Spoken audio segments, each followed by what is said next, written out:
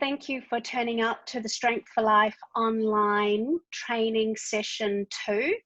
My name is Mish and I am the program coordinator in Victoria, and I'm very, very excited about this training. So I wanted to first talk about just admitting people in, as I speak. I just wanted to talk about my first experience with doing online training. So I really thought that I wouldn't enjoy it. I'm someone who really enjoys going to the gym. I've always loved group fitness. I'm the kind of person who's in the front row of group fitness. You know, I know everyone. And I just thought that I wouldn't be able to work as hard or feel as included. However, I went along to the Strength for Life session that was run by Snez. She invited me to show me what she was doing with taking Strength for Life online. And so I participated in my first online training via Zoom in that capacity. And I have to say that experience changed me to absolutely loving it. So I've spent a long time thinking about, and the result of that training means that now I attend Marietta's session. I attend actually quite a few sessions of people online. And now with the gyms opening up, I actually don't think I will be returning because I have really enjoyed that experience. But I think if my first experience had not been so successful and so pleasurable, that I think I would have given it a flick. And I would have thought, do you know what? It's not for me. I'll just wait until the gyms open.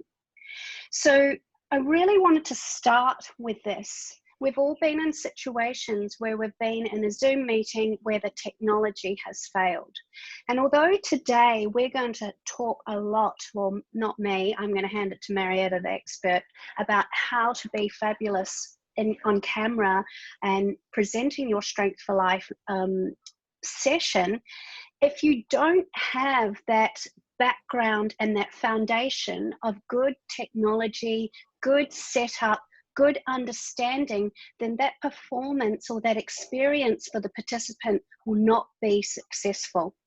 So you have a real opportunity to make their first experience, some people, it might be their first experience, or they might have had a previous experience, negative or positive, about training online, to get it right. And that's why it has possibly seemed like a lot of work that I have given you to push you to this place of opening, but this background work is just so vital in order for the participant experience and also your experience to be the most positive as possible. Now, Marietta and I were talking earlier about the gyms are opening up, and there's going to be a lot of people who are just going to say, do you know what, it's all too hard. It's too hard to do all this work now, and I'm just going to wait for the gyms to open up. And that's fine, and that's expected. However, there will be a core group that will come through this pilot project who are then have got the opportunity to collect the participants from all over your state and put them into your session. So I think there's a huge opportunity and huge reward in order for you to do the work. And we have to do the work first. Switching on your camera and just going for it is really not going to be best experience for you or the participant, and that's key. So this is what the session is going to run like today. We're going to allow about 10-15 minutes to talk about the things that you learnt, and I'll be asking really specific questions around that. And then I'm going to make Marietta the host. We went over her PowerPoint on Monday. It's fantastic. In fact, I used it to pull together the self-evaluation, and some of you may or may not have that self-evaluation, and there's a reason why. Is I wanted you to present to camera and then observe what you do and mark yourself. It's a lot of them are continuums of where you are. And then after the homework that you're going to get after this session to use that same self-evaluation. Now, this is actually a bit of a learning trick. If we seed in what you're to be looking for and keep repeating it, you have got the ability to retain more information. And let's face it, these sessions are absolutely jam-packed full of stuff that you need to know or need to do. So I've been really considering how I can get the best learning outcomes for you. And working with Marietta has just been, really great for that process. So doing your homework is absolutely essential, and it's not too late in order to do it. I will put in the file and give it to everyone, but there was a purpose for why I didn't give it to everyone right away. The self-evaluation form, if you have done your homework and have received it and have done it, will feed in really nicely to this session. But what I would like to do now, and please feel free to unmute yourself to share your experience. There are 3 things I'd like to know about in terms of when you're answering them. What tips and tricks did you learn that you think might be of use to the other people in the session today? Okay, so you're setting up your Zoom account and your test. Is there something that you learned from that process that you think would be really beneficial? What did you decide? Number 2 is your payment options. What did you decide to do and why? I think that will be really interesting for other people to see, get a feel for how other people are doing it. And the 3rd one is the insurance. Did you ring your insurance and what did you find out? So there's 3 things. Does someone want to kick it off for me? Wave your hand or just simply unmute yourself, and I would love to hear from you. Everyone's being very shy. I will. Oh, thank you. I will, Mish. It's Sue.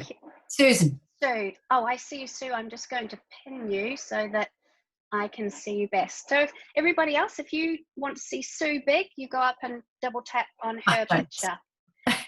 Okay, so I use Zoom every morning for my gym that I belong to, and so I felt pretty good about it. And I'd already set up a Zoom account before last week, but I hadn't used it as the organizer. So I found it a lot more challenging to set it up as the organizer because I didn't go back to the notes that Marietta supplied so beautifully when I panicked with a friend and couldn't get something to work. So anyway, I went to someone who I knew had used it to set it up. One of the girls from the uni, and she fixed it up for me, so it's all good to go. But what I did was I didn't want to go out and buy a laptop. I used my mobile phone. I've been providing sessions online for free to my clients, so using Facebook Live. And so I didn't want to go out and spend money on a laptop when I was already using that, and I have a PC, a lovely big Apple that I'm looking at now. And I tried to use my phone, but of course it won't let me record at the same time, so I couldn't record it. So I used my Facebook Live session to critique myself. The payment options I haven't finalised yet, and my insurance company, I'm through Gallagher, they said that I can only provide online training to people whom I have in person assessed. So all my Strength for Life people that I've already assessed are fine, but if anyone came on new, I can't just train them. So I have other groups outside of Strength for Life that we don't do the same sort of assessment profile with. We only do a smaller one. And so I would have trouble with that. So it is really important to check with your insurance people. That's really interesting. What I would like to know, Sue, is if you set aside time and did a one-on-one with that new client, could then that be seen as, it's just random people can't turn up and log on? Is that So I've already got a couple of new clients. While this has been going on, they've contacted me, and I had another one this week. I'm going to see her on Friday at her home to do an assessment. So I'll just continue to do that and do the in-home assessments. They can invite me into their home, and that's allowed. I'm the only visitor, and do the assessment without touching, using social distancing, and then I can go away and do a program with them, and then they can join. So I've overcome the issue. That's really, really good. And so I really hope that with this step up that you were doing, that you were then charged for your services. Oh yeah, And that's a really important part.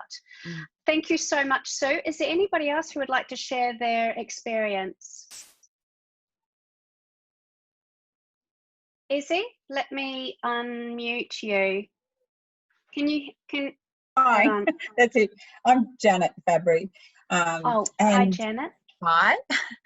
Yeah, we've actually been doing Zoom classes. I'm a physio in Canberra for a while with the COVID thing. So we'd sort of gone through a lot of those issues, but it was good to get a few other pointers especially about the technical things like the not having music playing. Marietta said it was really, we'd worked that out too, but some of my one participant in the class plays music, and that works better because we can all hear that, but she's not talking, she's not muted, and you have your people muted, but we do physio clinical exercise classes, but it seems to work, but we don't have us talking with the music. And another thing was rather than having headphones and a microphone, we found it was better just to use the audio on the computer.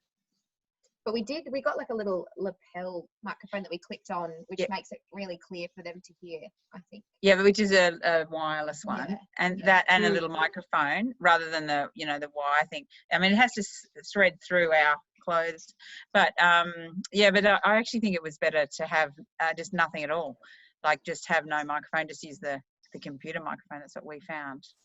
Great. And were you able to do your test, your 10-minute video and critique yourself? Did you get a self-evaluation? No, I didn't actually realise. I thought these were, I got the email that said these classes were 1 till 2 p.m. So I didn't get the last half of the session last time because I've got patients booked in at 2 o'clock.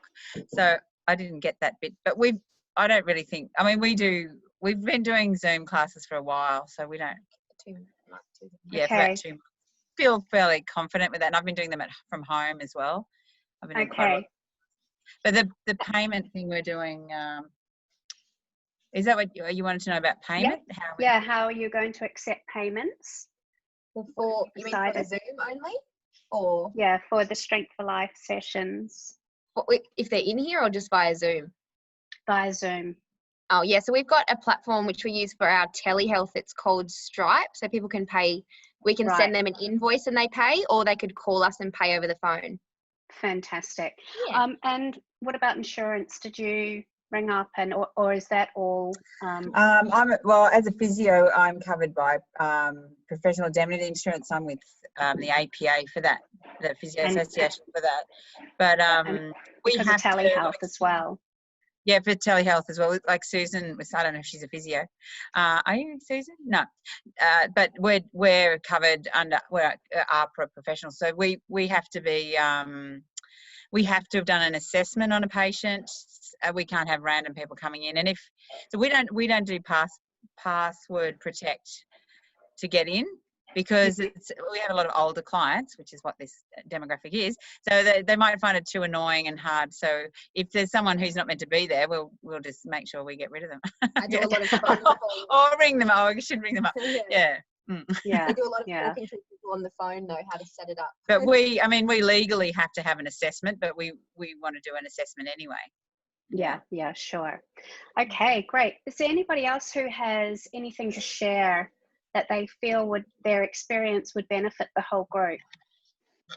Hi Mish, I'm Jen from Urunga Community Centre. So we work a little bit differently.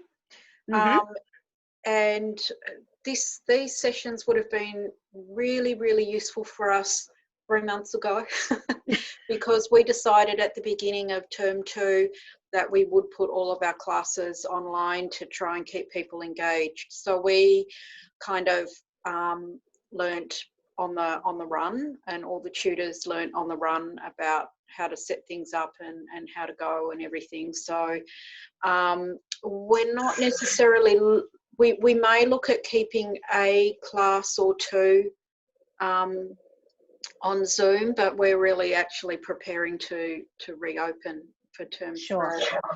But like most people with their insurance, we did find that we were advised we could only let people in if they had been working with us before. There were no newbies.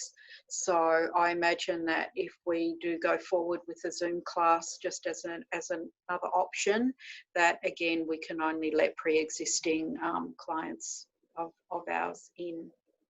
Great. Okay. And what So about I haven't done the payment videos options? or anything like that because I'm not actually an instructor. I'm just, because I work at the community centre, I'm in charge of hiring the tutors and other people to do those classes. So. Right. Okay.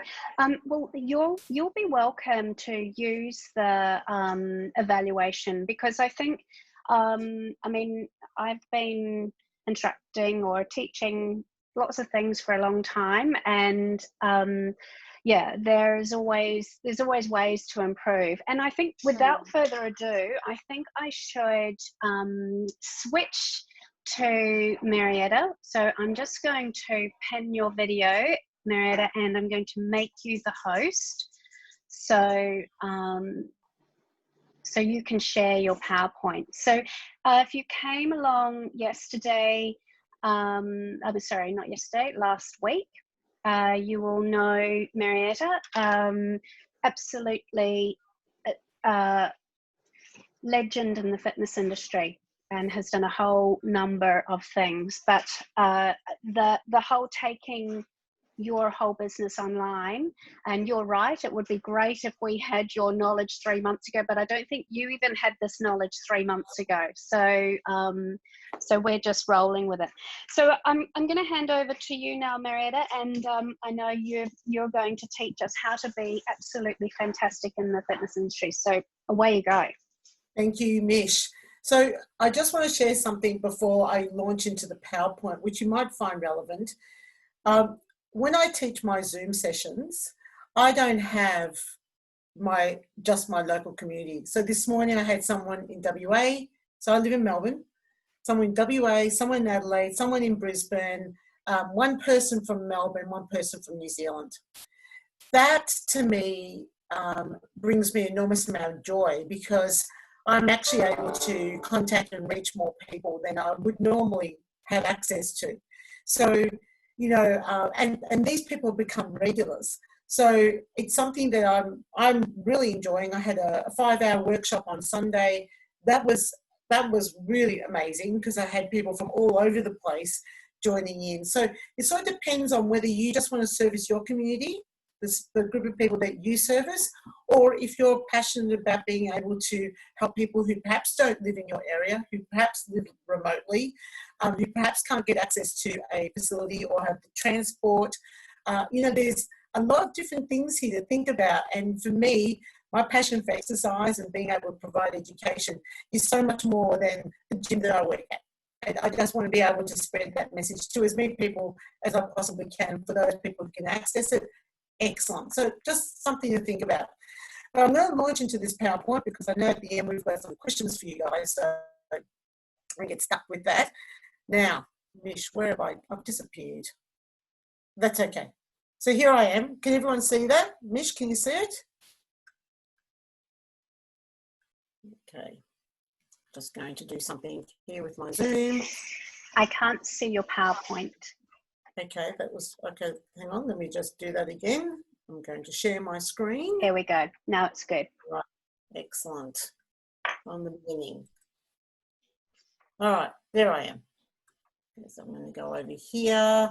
I'm just going to make myself the active speaker. All right, so very first thing that you want to ask yourself, well, in preparation for getting ready, and I'm just going to go through a whole bunch of tips right now. So I'm going to be landing it all over the place, and you can just sort of tick off your own checklist and see if that's correct.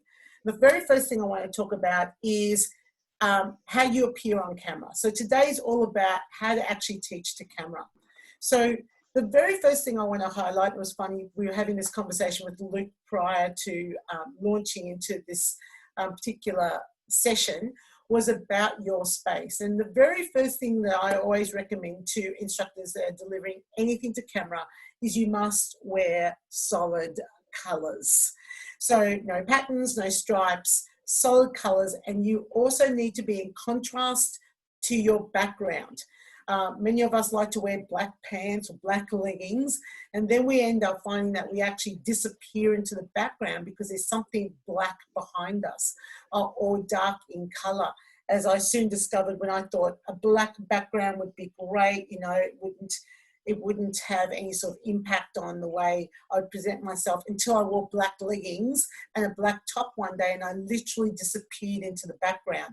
Had this conversation with other instructors as well who've said exactly the same thing. So I teach a step class on Facebook, and what I've realized is I've got to make sure I'm wearing bright colored shoes, because otherwise the clients can't see my feet on the step when I'm stepping up and down.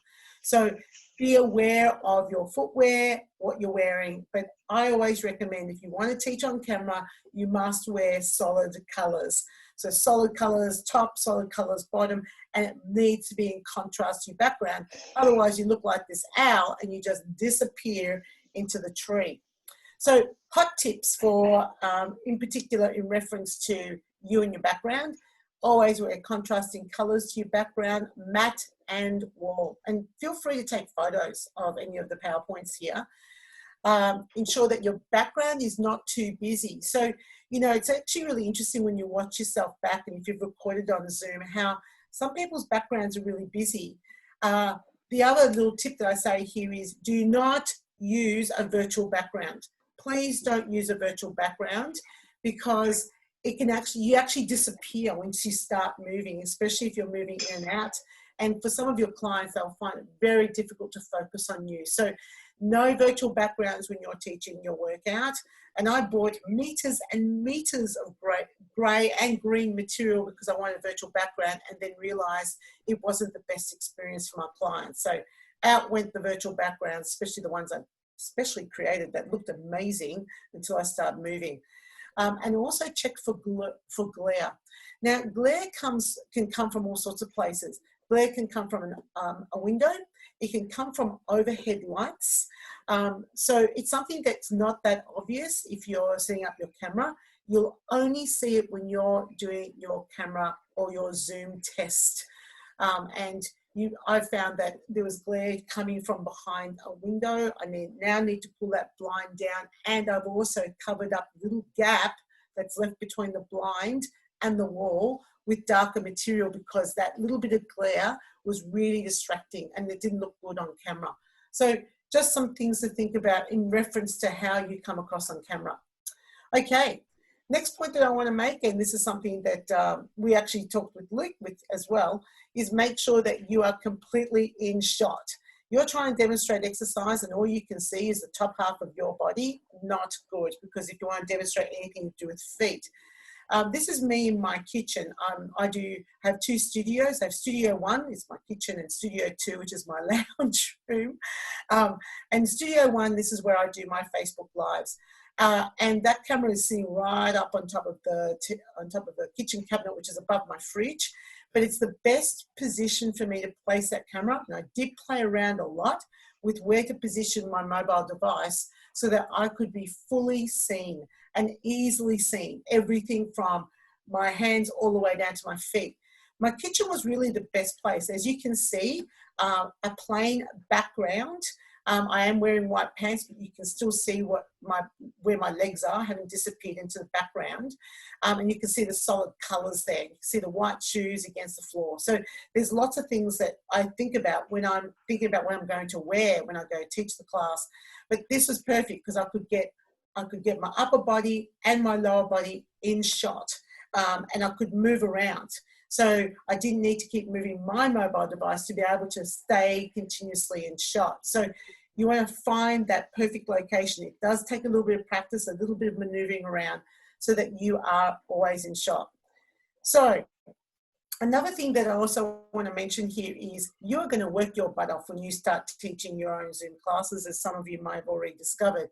And you actually need to demonstrate pretty much every exercise that you do at more than one angle, because it depends on where your device is located. So, you know, I demonstrate side on, I demonstrate front on. You know, if I'm lying on the floor, I'll turn around and angle this way. I wouldn't be necessarily teaching it the same way I would teach my regular classes. Like when I'm teaching my regular classes, I'm on the stage and people can maneuver around to see me at different angles. The big difference is this, and I've been shooting to camera and doing on-demand videos for many years now, is that you are 2D.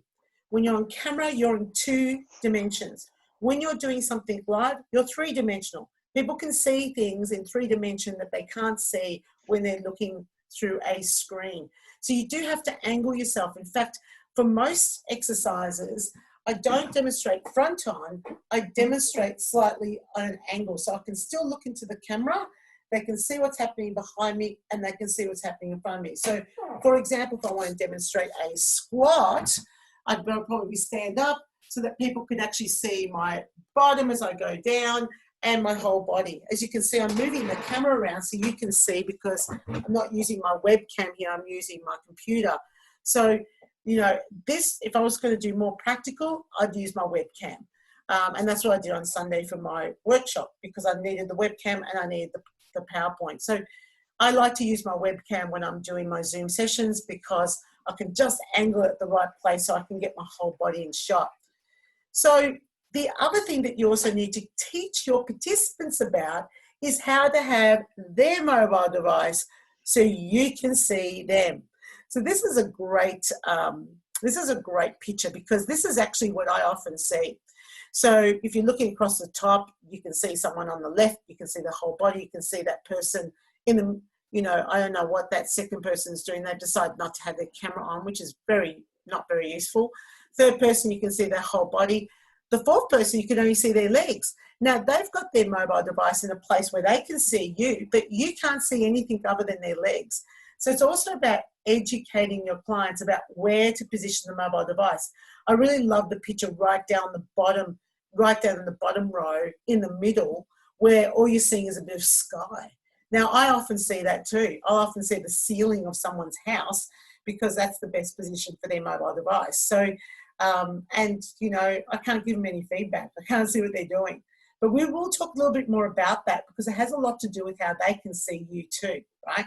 So it's a compromise between you needing to be able to see them and them being able to see you. And if they're using their mobile phone, then clearly they might not be able to get far away enough to be able to even see themselves or see you if it's on a mobile phone, and so that you can see them and then they can see you. So it's a little bit tricky, and it does require a little bit of education and communicating that to your client. So hot tips here, always test in Zoom. So always test your camera angles in Zoom to make sure. You know, this PowerPoint I tested in Zoom. I tested it so that you could actually see all the words and see me in that left-hand corner. So I've manipulated my PowerPoint so that you'll always see me. Try different angles. Play around where that camera could be, because it can be just a small tweak and you think, I actually stand in the corner of my lounge room when I'm teaching my class. The corner is the best angle for me to get far away enough from the camera so that I can get my whole body in view. Something to think about. Try different spaces. Like I said, I've got my kitchen. That's not good for Zoom. I can't get enough space in there, but my lounge room is great for Zoom. And, you know, tell your clients how to position themselves so that they can get the best positive experience for the investment that they put in financially and their own time.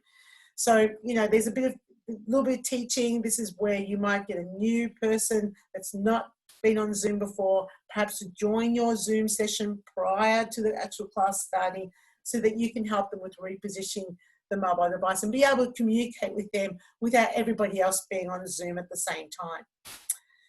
So let's talk about your welcome and your introduction. Now, this also goes back to the insurance requirements. And yes, I mentioned last week, you might have a PowerPoint slide that could be up before your class starts so that it actually indicates all this information. But you also need to repeat this in every single class that you do, right? So you need to introduce yourself, you need to discuss the format, injury disclaimer, people to modify, have water, make sure that they've got enough space, and also make sure that they've got their proper footwear and non-slip surface. So, you know, those sorts of things I know that all of you would cover off, especially with the modifications, but just things about making sure they've got enough space. That was a big learning curve for me when I first started doing Zoom, because people just didn't always have enough space. I didn't always have enough space. So it was also about me learning about how much space I needed to fit in the camera and then also perform the exercise as well. So hot tips. I have a sheet with all the points. So I have this piece of paper, I have all the points that I need to remember to say, and it's stuck on my mantelpiece permanently, so I can make sure I go through all those points prior to the class working out. It's very useful for me, actually. You can also email those instructions to your clients as something that you could do as well, so that you've got a record that they've received that information. And always remember to record your session for proof. And we mentioned this last week. That recording is really important for insurance situations that might arise in the future. And just something I just want to point out, and I understand that we all have insurance companies that we're very happy with and we want to continue with, but I actually changed my insurance company because I wanted to do more things virtually, and I also wanted to make sure I was being covered for overseas. So I decided, well, I just need to find another insurance company to be able to cover me for those sorts of things. So it sort of depends. You might be like, no, not interested. I'm quite happy with what I'm doing right now. I only want to service the clients I have right now. I don't want to be doing anything with any new people. Perfectly fine. But if you are wanting to do more things with people on Zoom that perhaps can't access, any gym or any place or any trainer, because everybody else also doesn't allow them to have new people, it might be something that you want to look at. All right, so now you're in your teaching. So when you're teaching on Zoom, it can feel like you're teaching to an empty space, or for example, me teaching in my kitchen, looking at my phone when I'm doing a Facebook Live and not really interacting with anyone. And I know some of you are doing things on Facebook Live. But how do you teach to an audience that's not really there? The very first thing I want to point out is you've got to make sure that you look to the camera lens. So right now, I'm not looking at myself. And it can be it can be really hard. When I'm teaching my Zoom class, I have the big TV screen, it's on my left. I have my computer sitting in the middle, and then I have my webcam angled to the corner of the lounge room that has the best view. I spend 80 to 90% of the time looking at that camera. I'm looking at the TV, so I need to check and correct technique. So I'm giving technique there. But when I'm trying to communicate something to someone, I talk to the camera, then I look to the TV, I talk back to the camera. I do not spend a lot of time looking at the TV only, because it would look like this. It would look like I was not talking to the individual. And people want to look like they're being talked to. So at the start of the workout and at the end of the workout, when I'm having a little bit of time sharing and communicating with my clients and just having a bit of that community time, I'm looking at the camera the whole time. It's annoying because I want to look at their faces, but I'm aware that the minute I start looking at their faces, it looks like I'm not paying attention to them. This is a classic example. The picture that I've got on the left is me looking directly at the little hole on my phone, and the picture on the right is me looking at myself, checking what I look like when I'm talking to camera. It's a bit like when you're communicating to someone just normally. Like, you're not looking at yourself thinking about what do I look like when I'm talking to this person. You're looking at that person's eyes, you're looking at their face. Whereas when you're doing this on Zoom, this is the only thing that's a little bit difficult when you're doing something like this. You've got to look at that little hole and just imagine that there's smiling faces there. Don't get distracted by looking at yourself constantly. It's really hard. Okay, so next thing is about your voice and facial expressions. Now, some things are harder when you go on camera, and some things are easier. This is one of those things that can be a little bit harder for some people. I've met so many amazing people in my career, and I've been teaching for 30 years, and that's a long time to be teaching. The smallest number of classes was 16 a week. That was what I was doing before COVID-19. Now I'm teaching anywhere about up to 20 classes a week. So I'm enjoying teaching, and there's lots of things that I've loved about all the people I've met. But let me tell you, the number of instructors that I've dealt with that are seriously the sorts of people that are really, really happy, but on the inside, you could never tell anything on the outside. Like, I'm sure you've met some clients who are like that. you have to be like over the top, more animated than normal.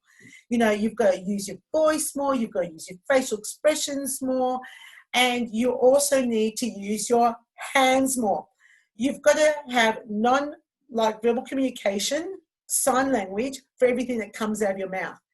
If you're someone that's been teaching group exercise for a long period of time, you'll be very comfortable with this because you'll understand the importance of providing verbal and non-verbal communication.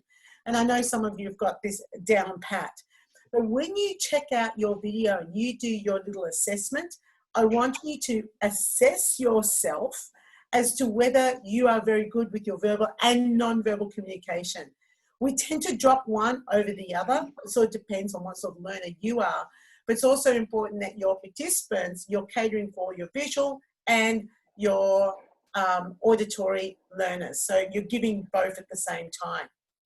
Another little tip that I found very useful for doing anything to camera is actually demonstrating people what not to do.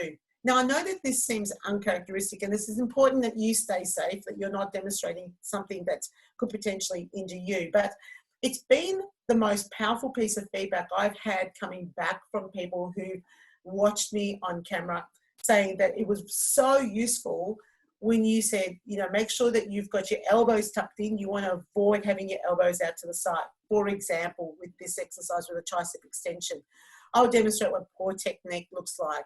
I'll demonstrate the difference between what I want someone to do and what I want them to avoid doing.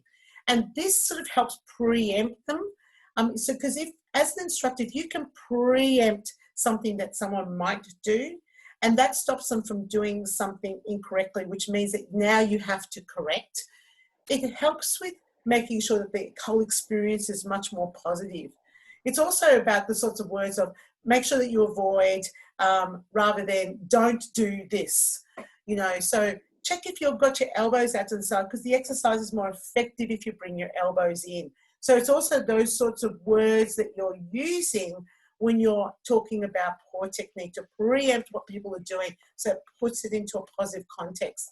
That's something that you can also watch yourself on video to see how often you say, don't do this, stop doing that, watch out, you know, like those sorts of things. So you want to make sure that the terminology that you're using, particularly in correction, is positive.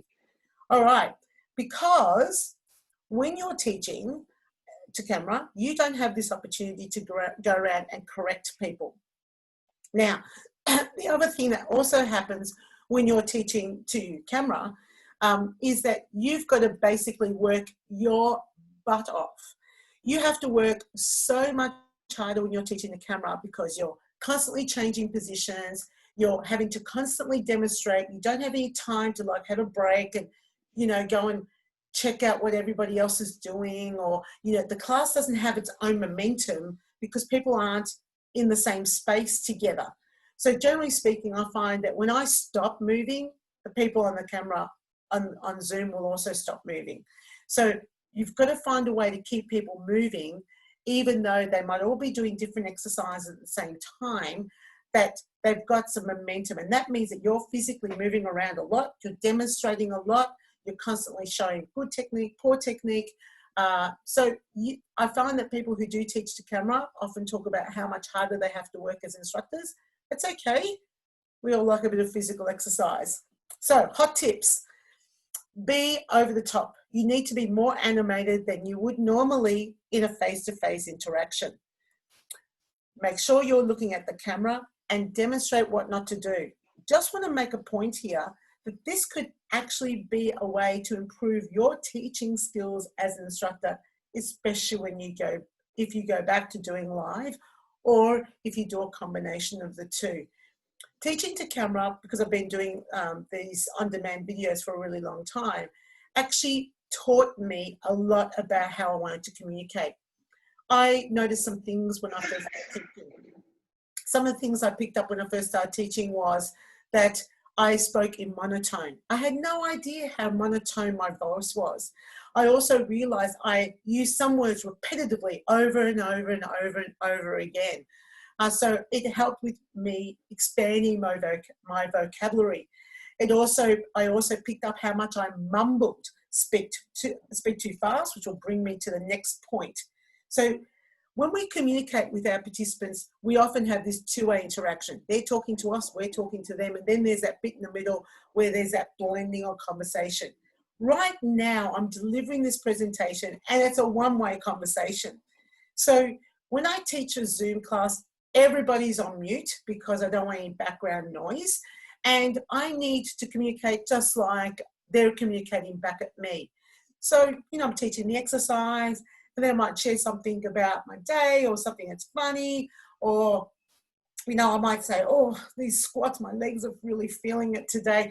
How's your legs feeling today? What was, and I might ask the question, but I'm answering it myself. So rather than expecting a response back, I'm responding to my own question. So for example, I might say, okay, all right, so we're working the upper body here. I want you to feel this in your biceps. Oh, goodness, I can really feel it in my biceps. Those exercises we did the other day, did you feel it? I know I felt it. That was really an effective workout. So I'm having a one-way conversation with myself. So I really love this Chris Rock little meme here. Do you understand the words that are coming out of my mouth? And this is the point that I wanted to make about mumbling. And I speak really fast. And right now I'm speaking probably fast. Yes, definitely faster than what I would on camera. But I'm making sure that I'm opening my mouth a lot more and I'm elocuting my words. Now, if you know me well, Mish can attest to this. When we're having a normal conversation and I'm not on camera, I can speak really fast. And some of the words actually don't even make any sense because I pull them together. And my brain can go a lot faster than my mouth. So the key thing here is elocute better. Check out how you speak on camera. You will probably need to slow some things down. So again, one of the things I really love about Zoom, and this is one of the things that's made everything easier. Firstly, names. Love it, because everyone's names is on their Zoom, right? Generally speaking. But this is the thing that I've discovered since I started doing Zoom. This was gold. So I'm an instructor that loves to provide feedback and correction. And over the years, I've discovered, especially in the last maybe 2 years, I've discovered that, in fact, a lot of participants don't love a lot of feedback in a class situation, particularly feedback where you're correcting them, because they feel like they're being singled out. And it's not that you might be singling them out, but the fact that their attention's been, Mish and I were talking about this, that they might actually be very self-conscious about the fact that everyone else is now paying attention to them because you've now said, oh, Jeff, make sure that your knees are pointing forward so as you do that. So they're like, oh my God, everyone's going to be looking at me, which is not ever really true. On Zoom, people love it. They love it being corrected. They love having their name said. They love it. And I've talked about the feedback I've had. This feedback was gold. I was so happy about how many people loved getting personalized feedback about their technique and how they could do things better, more so than I've ever had in a group exercise class. Hallelujah. It just felt like the shackles of me wanting to be very careful. And, I always say things in an encouraging way. I've never, ever wanted to make anyone feel uncomfortable, but I think because they're in a group, in a live situation, people do feel uncomfortable, not on Zoom. And I think it's because they're all in their individual space and they all want that personalized attention because they're not aware of people aren't checking them out. They're more focused on themselves and there isn't anyone else in the same space. This was gold.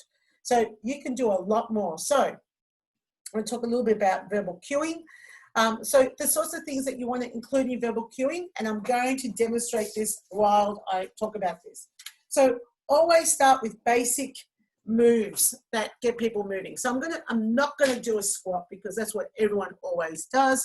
So I'm going to do a movement pattern where I'm just rocking from one toe to the other and I'm taking the arm across the body. So there I am, taking my arm across the body.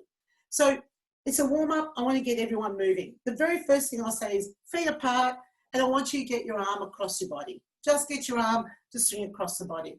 So the next cue that I would then use is I'll start talking more once people start moving. So after they've started moving, I'll use some imagery.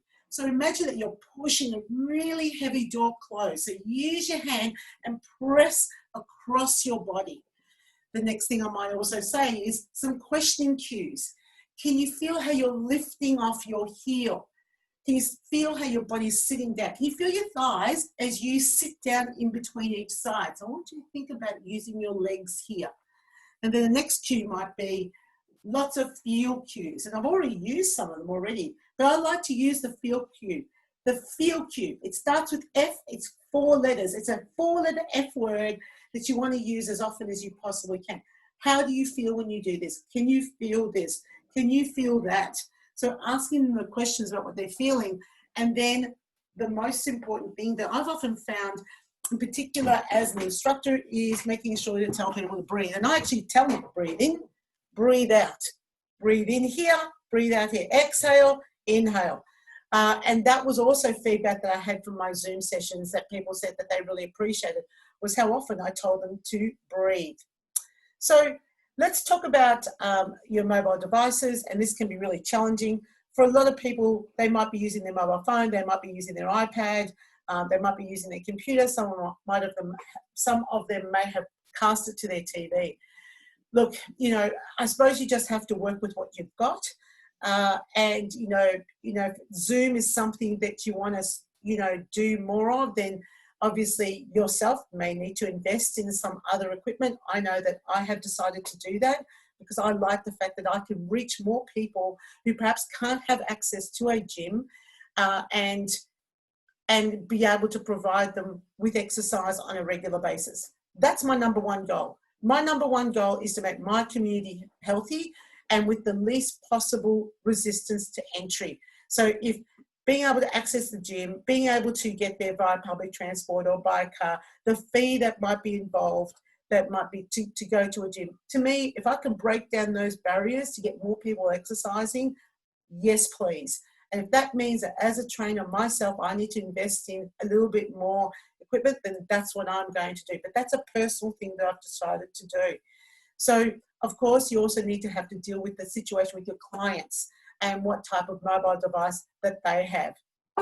So, just want to mention here a little bit about community. So I love this picture of the friends all clapping. But then it's a little bit about like your Zoom session. See how their heads are all in those little window panes?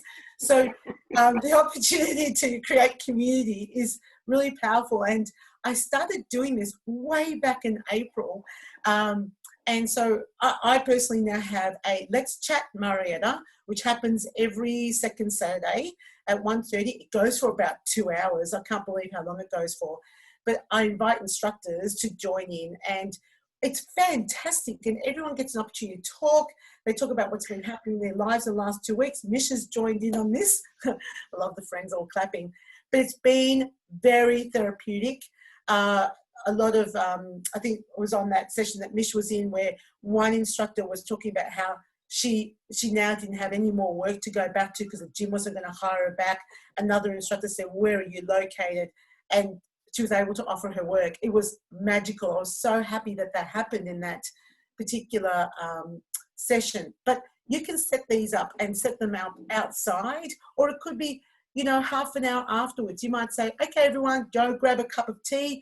Join me in about 10 minutes, and you just keep the Zoom going, the Zoom session, and they all join in, and I just invite people to talk. So I sort of, moderate a little bit like what Mish did at the start of the session, just to make it easier to not have too much background noise. But everyone now doesn't have any background noise. They're all unmuted, and they all talk, and they all help each other. It's fantastic. It's great. I love it. And they're all from all over the place, New Zealand, all over Australia. It's amazing. So I want to talk a little bit about some homework that you're going to be getting in a moment that Mish is going to share with you, but we're going to be talking about these rubber bands, and I wanted to share where you can get these rubber bands from, because we're going to talk about this in a second. So these rubber bands, they're thick rubber bands. This is where you get them from. I get them from Officeworks. They're $13.24, and you get a packet of them, looks like this. And they actually don't sell them as number. They sell them in grams. You can buy them in like 500 gram bags, which is bigger than this. This is a 100 gram bag. But they're a really cool way to introduce people to exercise. So this is what I've done with my rubber bands. I've looped them. I've got 3 of them right here. I'm just going to give a couple of demonstrations of exercises you can do with this. Very, very cool. So, of course, we can, and this will be relevant in a moment, so I can place my hands around the rubber bands. I've got 3 of them looped together. So now I'm working, oh, this is such a good exercise. This is for rhomboids, lower trapezius. Oh, I really like this. I feel my lats coming on. Brilliant. I can loop one around my foot. Perform a bicep curl. Very simple resistance band. I can put it around both my feet or just have one foot, do an upright row. This is great if I do this exercise in a chair. So I can use the bands in my hands, pull up out of the chair, come and sit down, pull up out of the chair, come and sit down. So it's actually added some resistance to my legs. There's lots of cool ways that you can use these rubber bands. Pretty inexpensive, very durable because they're really thick. And yeah, fantastic. So that's the end of my presentation. I am going to now unshare my screen and bring Mish back on board as host. Make host. Right. That was fantastic, Marietta. I'd just like to say I have had a number of mentors to help me be a better presenter. Marietta has been one of them, and every one of them have forced me to video myself and observe myself. And it is the best way in order for you to improve your skills, without a doubt. So you do need to take off that judgy hat and just be more observant. So the self-evaluation form, Marietta went through her presentation really quickly. There was a lot of information there. You might find that even just reviewing the self-evaluation form, which I'll actually add in the chat box, but I'll email it out to everyone, it will trigger a whole lot of the things that Marietta talked about. So let's talk about what we are going to do for our next homework. So the way this training is planned is that today is all about improving your skills. First one was about setup. This one's about improving your teaching skills. And next week is all going to be about launching. And so this is going to be very, very important to, so buying those bands is a really great way because of what we're going to do. And perhaps also, Marietta, like, I would like to know how you knotted them together too. Could you just show me that? So just, look, let me, the magic trick. Let me just pin. But I'd probably get it wrong, so. No, it's so easy. So all I did was I got one rubber band. Yep. You pull it through. Yep. Oops, hang on. So one rubber band goes through the other. So you've got like this, and then you thread it through. Easy. Fantastic. Thank you. Thank you for that. Okay. So this is your next homework. Are you excited? I can see some people smiling in the chat box, which is great. So what we would like you to do is to go ahead and find those bands. You can order them online if you are unable to go to Officeworks. You will have to get your skates on though. But I have ordered online. They're pretty quick, 24 hours they deliver. Now, because we're going to use this as part of our marketing tool for launching your Strength for Life online, you might want to buy as many so that the amount of clients or participants that you think will attend your session, that they can have 3 each. Okay, so you're going to have to do the maths there. If you think you've got 10 people who might join you, you probably need to invest in 30 of those bands, and 3 is better than 2 and it's better than 1. You can do a lot more with it. So here's your homework. What we would like you to do is have another opportunity to revisit filming yourself on Zoom in your space, using all the cues, all the tips that Marietta has given you today. We would like you to come up with 3 different exercises. One exercise is going to be for upper body strength, one exercise is going to be for lower body strength, and one exercise is going to be for balance. Okay, so 3 different exercises. But remember, this is Strength for Life. It is an individualized strength and balance training program. So most of the Strength for Life programs, we would have a joint warm-up, and then people would go and get their programs and work on their individualized programs. But when we look at those programs, they are upper body, lower body, core, pretty much, and some exercises around that, and those exercises are changed. But we need to individualize that. So for your upper body exercise, you need to have 3 variations. One, preferably a chair-based activity. So we're looking at one end of the spectrum of those people needing more support. One with maybe a standing, and then one with an advanced. Okay, so it's 1 exercise, 3 variations for your upper body. And I think you're going to guess what I'm going to say for lower body and for core. Now, if we can all do this, what means is that when we get together next week, we can share, and we will have a whole lot of exercises that we can use and as a start off. And where this training is about supporting you to start. Okay, it will evolve. We don't know what it's going to look like in 3 months down the track, or 1 year down the track. But here, hopefully, you'll have all the tools to start having Strength for Life online, where you have the best experience, and so does your participant. So I just want to recap on what will happen now. I will send you an email, though it will probably go out tomorrow. You'll receive it tomorrow morning.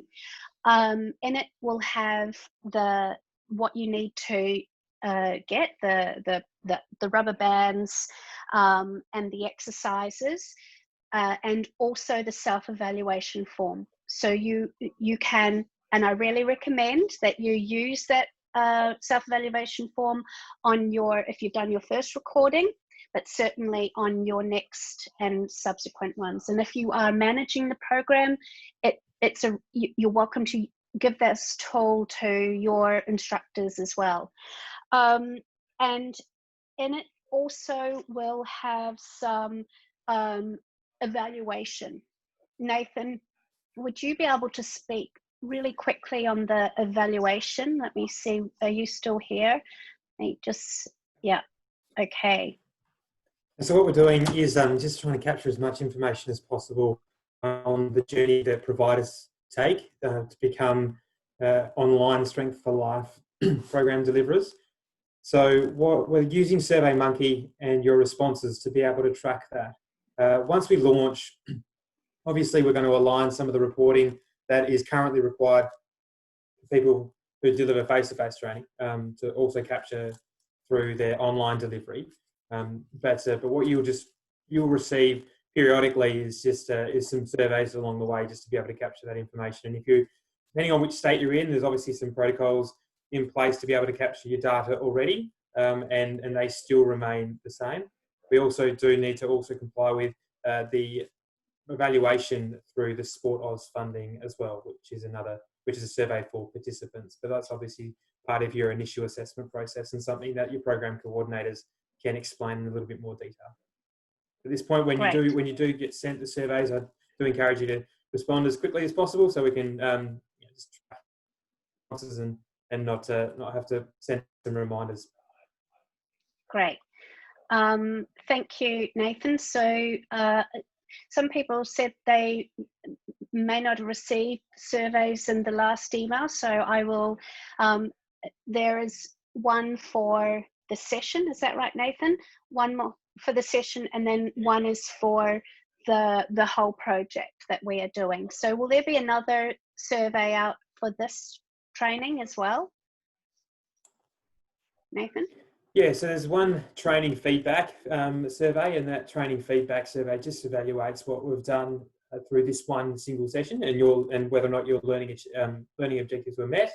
And then there's also some questions around the phase of this implementation. So the first survey was around setup, and this next session's around obviously being able to present on camera. And then we've got another survey that's just around launch, and that's just to try to monitor your confidence in being able to implement some of the theories that have been spoken about today.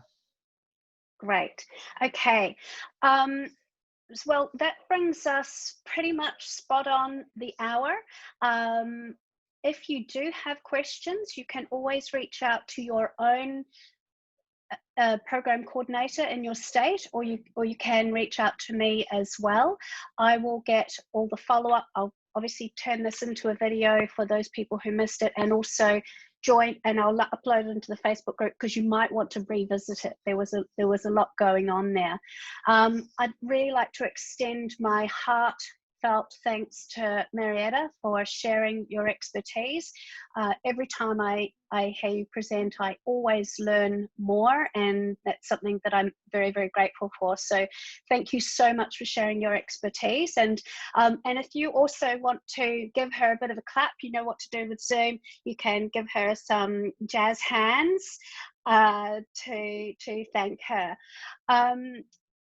If you haven't joined the Facebook group, please, I really encourage you to use that space as well to share your experience to help other people, and also any questions you might have. Thank you very much for joining me today, and I look forward to seeing you in 1 week's time, same bat time, same bat channel, with your 3 exercises and 3 versions of those exercises using your 3 rubber bands. Okay, everybody, thank you and bye-bye.